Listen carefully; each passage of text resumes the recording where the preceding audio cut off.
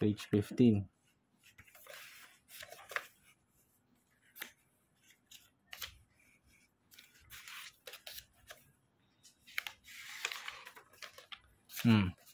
It says match the objects with their corresponding shapes. So this is the objects, and then you need to match it to their shapes. This one is the triangle here. This one's the circle here.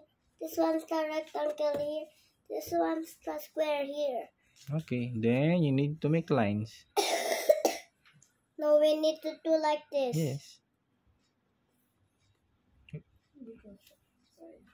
Oh, no? Yeah. Are you just not...